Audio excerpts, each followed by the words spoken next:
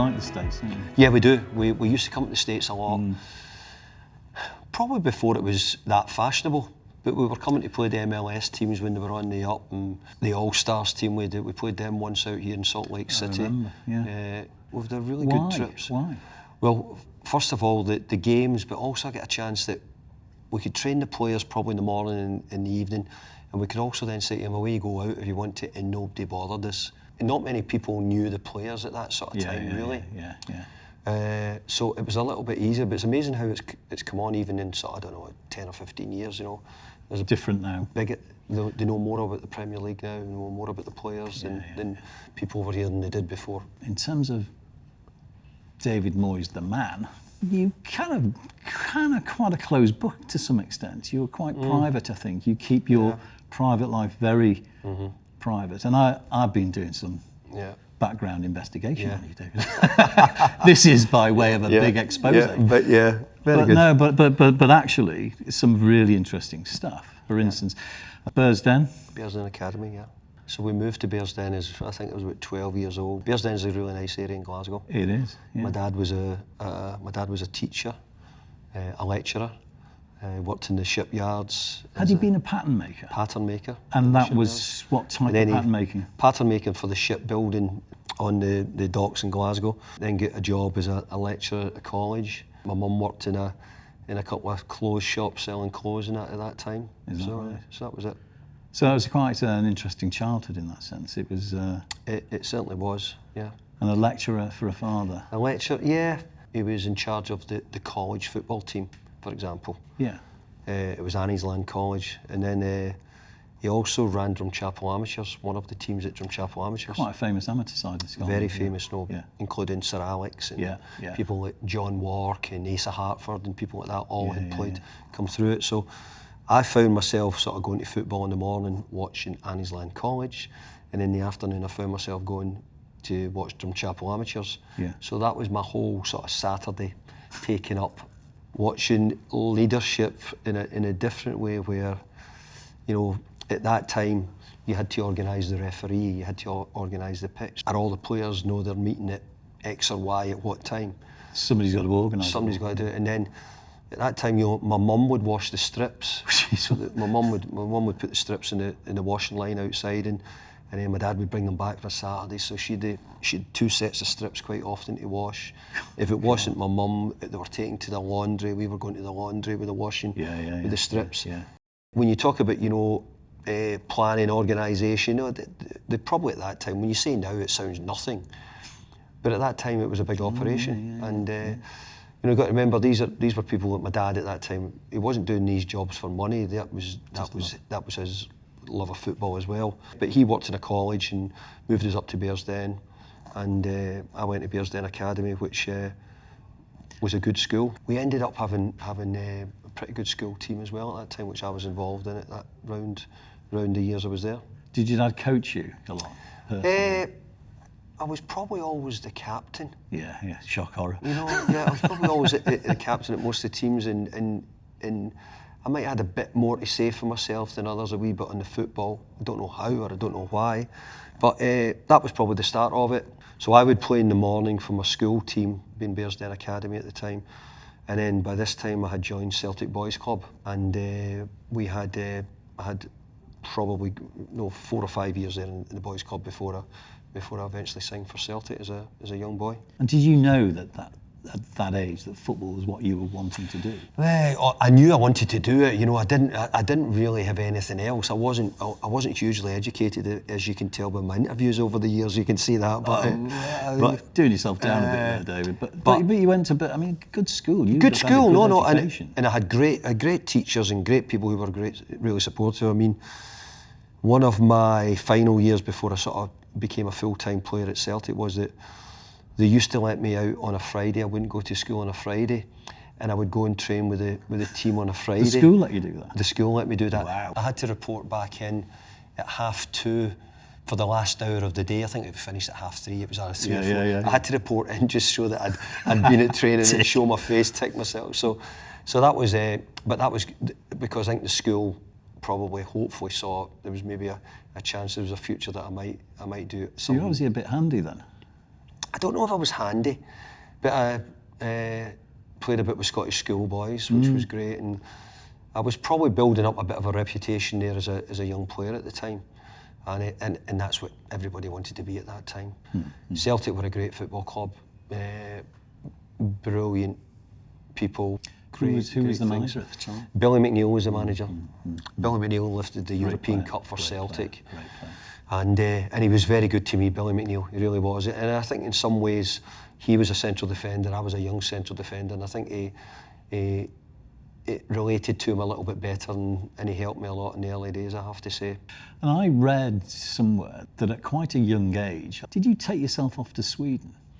No, I took myself off to Iceland. Iceland?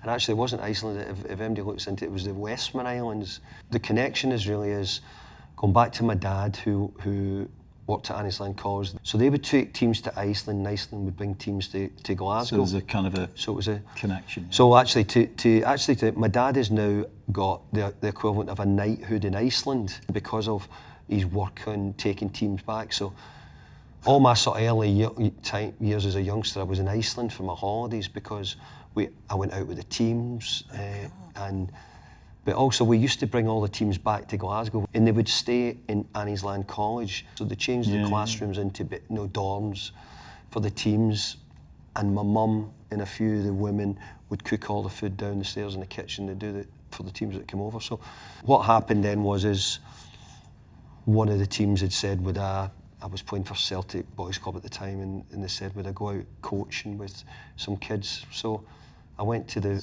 Westman Isles. How old would you have been then? I would be probably 16 maybe. Wow. Yeah, 16. But it was more like a holiday for me, Yeah, it was a chance to get out on a holiday, and all those things obviously have played a part in probably to where I am just now. You started taking your coaching badges at the age of 22, is that right?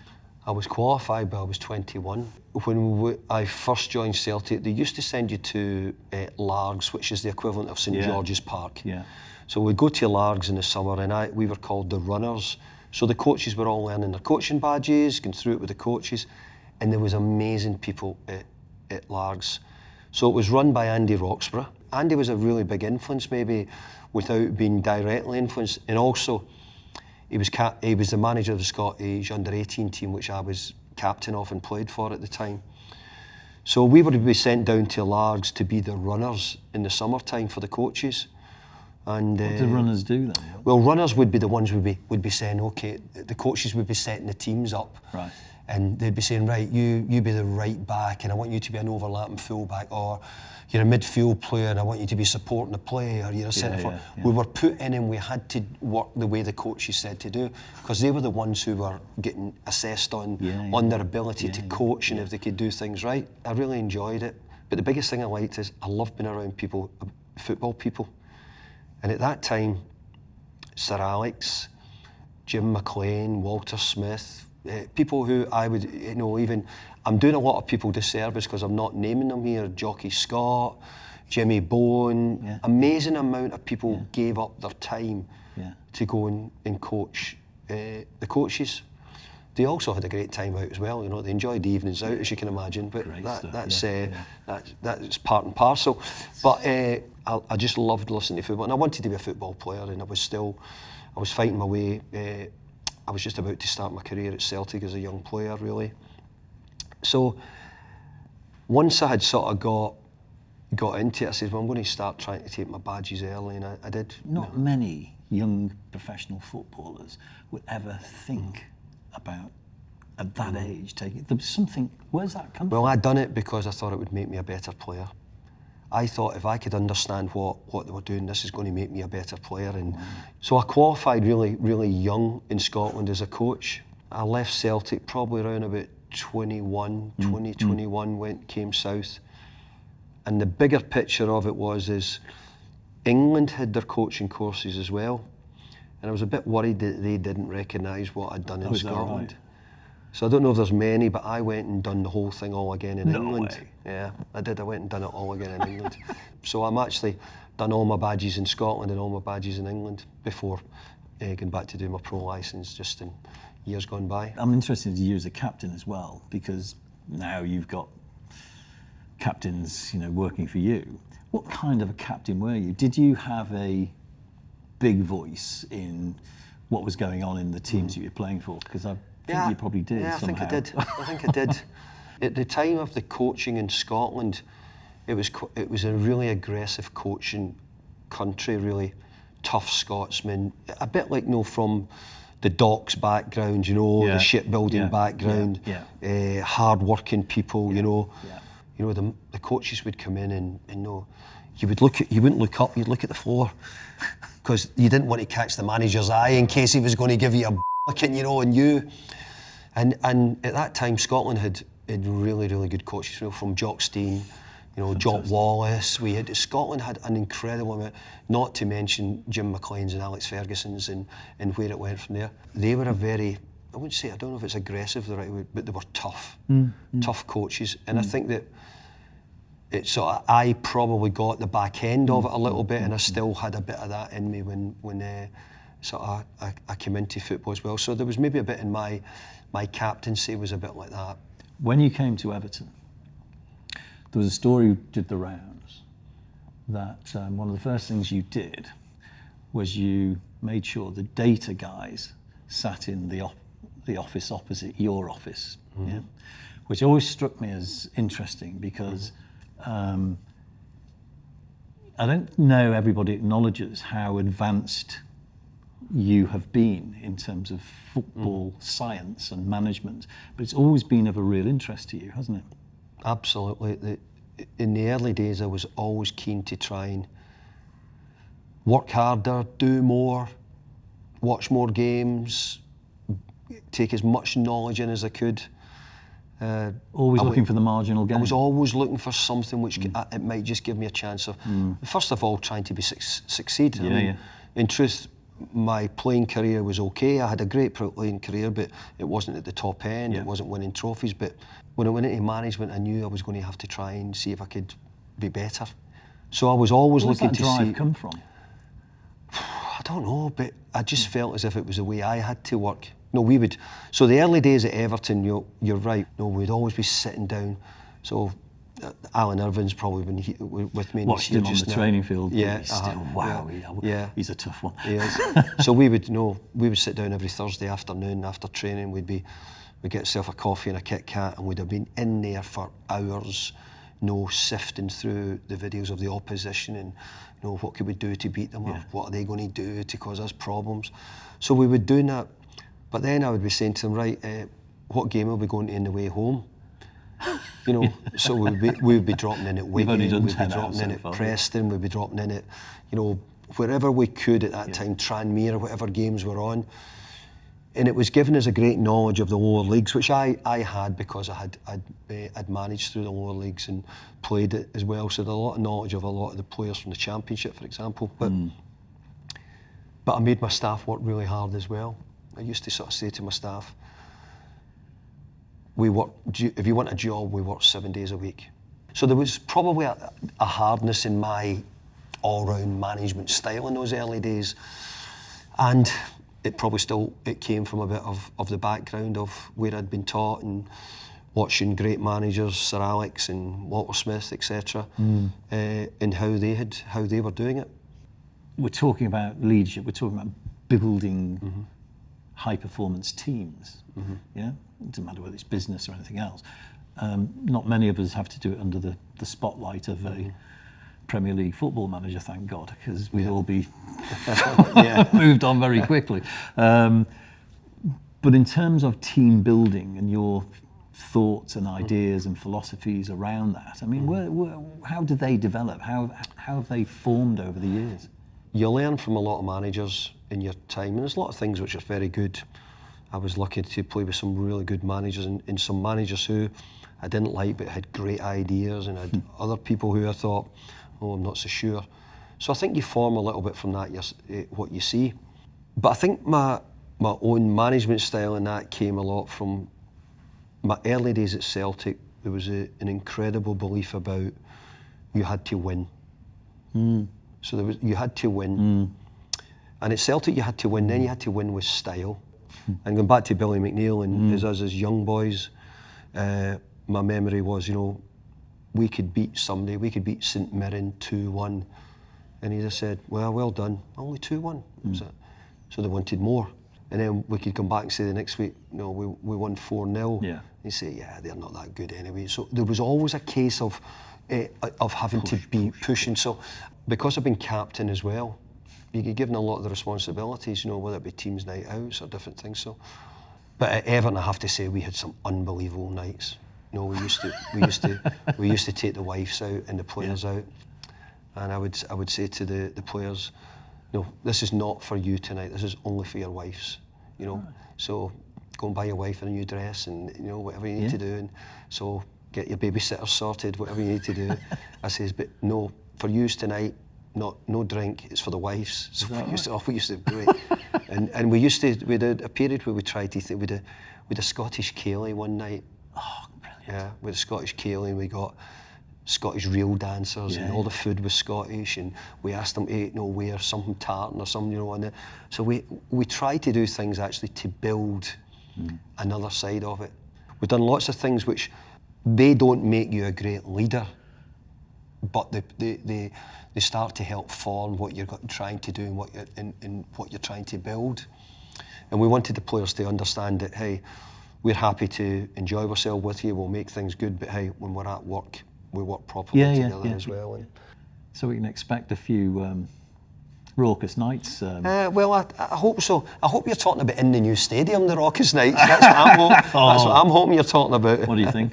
What do you think of it? Well, because you resisted going to it. No, I did. I wasn't going to go because, let's be fair, if I probably wouldn't be sitting here if we hadn't stayed up. I'd probably thought. Do you think not? Well, I wouldn't have wanted to have been the manager. That's a different thing. That's a different story, But the fact of the matter is look, we've got a brilliant stadium. I'm now saying I need the support probably as much as ever. If we don't get Goodison inside the ground, we might find ourselves in difficulty. So they'll have to play a huge part now in what we do.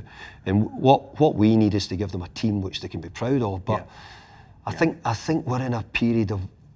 We'll have to accept that there's a growth period going on, and with any business, I think, you're not going to go right to the top right away, but we have to try and grow it and get it better. You've always been an ambitious man. What are your ambitions now? My ambitions. Look, I mean, this year there's 9 teams I think have qualified for Europe. Yeah. So if that's the case, then if there's any chance that number, and we know it might be an odd number this year, more than usual, but if there's any chance that was next year, we've got to try and hope that we could somehow have an effect on it. But then there's the other part we're saying, stop getting carried away, David. We're just coming out a bit of a difficult time. But you'll get there, won't you? We'll get there. We'll get there. But it might need the support to help us. Do you think it's going to happen? Other times. Do you think Goodison will be transported into? Yeah, I think Hill so. Dickinson? Because I think that the supporters have waited so long for this. So if they weren't going to embrace it and give back, I think we'd been better staying at Goodison. Well, we've got the Merseyside, for God's sake. Well, I'm happy to be that, but I can't do it without them. By the way, they've been brilliant since I come back. Well, are you surprised? Not surprised one bit, but I think the big thing is it was great that at the end of last season we were able to, we went to Palace, Brighton, Notts Forest, Newcastle, winning away from home. The away support was incredible, but also just the support at Goodison was brilliant. And obviously we were building up to the last game, and we were building up to the end of the season. And once it looked as if we were getting towards safety, that's when I took my first trip down to the Hill Dickinson. You've got a fairly unique relationship with Evertonians, I think. There's a deeper relationship, I think. Why? Why do Evertonians relate to you in the way they do? My family was really embedded in Everton when I came. Unbelievably embedded in the club. My son's here just now. My brother was up in New York watching the games. My dad was scouting for Everton when he was living with. He moved down in Preston where we were living at the time, and he was down with my mum, and he was scouting for Everton, and he loved it. And obviously I've had to go and work for other clubs and support them and be incredibly positive about them as well with my family. But I think if they were all being honest, they were all blue, really. That was the thing, and they're all thrilled and that I we're think back. Evertonians know that you are a true blue, but you know what all Evertonians want you to do for this club, don't you? Is you win us something. Oh. And I absolutely believe that you can be the guy that wins us something. That would be something else. I mean, what must it have been like at West Ham? Oh, I have to say, and even look. Was that the best night of your career? Yeah, it was. Yeah. Must have been. I've had brilliant. But you know what happens I went into it thinking the final, well, okay, if it happens, it happens, you know. But the difference it makes being the winner is something else. And until you sort of sense it and feel it, I've been really lucky. I've had longevity as a Premier League manager and been around, but I've not won enough trophies and I've not challenged for enough trophies. Does that hurt? You know, yeah, it does a little bit. It's under your skin a bit? Yeah, it gets a little bit. But I've got to say that, you know, there's very few managers are successful, if you know what I mean. But you are a winner. And we hope to be in the future. And if we are, you are the Messiah. Believe me. Yeah. Well, I've always say, you know, when you leave, you always want to walk out the front door. And when I left the other time, I felt as if I did. We had a great period, 11 years, qualifying for Europe, you know, regular. So what we need to get back is that feeling that we're much more around, competing with the big sides. And I have to say, I thought, if you look at our results last year, if we could keep that up this year, well, we'll be in a healthy position if we can do that. Now, obviously, there's been quite a lot of changes, and we knew it was coming because we had a lot of players on loan, contracts coming to the end, you know, different things, new ownership coming in. Yeah. So I think we've got to give all that a little bit of bedding in time. But there's patience. Yeah. There's patience. It's about the trust in the effort, and what I think we all know is that not a stone will be left unturned by you. Yeah. If you're the Everton manager, the lucky part of it is I've got Seamus Coleman, who is behind the scenes is a monster with the boys. You know, he absolutely digs them out, and he's making sure that they're all correct. He's been a brilliant ambassador. It's in Everton's characteristics. Yeah. You know, and you know, even when you'll be a better Evertonian historian than me, but when I look back at Peter Reid and Kevin Sheedy and that team, you're saying, I'm sure they weren't all going around patting each other in the back and saying, no, well done, well done. No, try harder next time, you know what I mean? Yeah, exactly. It's not that at all. It's you do the job. We're winners. Back to your Celtic. Yeah, that's it. To win. And if we can win with style, even better, but if we don't, we need to win. Start by winning. Yeah. Start by winning. David, thank you so much. I really Thanks very much. Thank you.